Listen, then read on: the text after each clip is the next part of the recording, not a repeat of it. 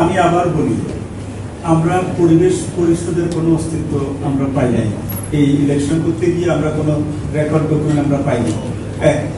Second হচ্ছে, আমরা যেহেতু এটা নির্দলীয় কোনো ধরনের দল মার্কা কোনো কিছু এখানে নাই, শুধুমাত্র ঢাকা বিশ্ববিদ্যালয়ের বৈধ ছাত্রদের ইলেকশন, সেখানে আমরা এগুলো বিবেচনা করার সুযোগ নাই।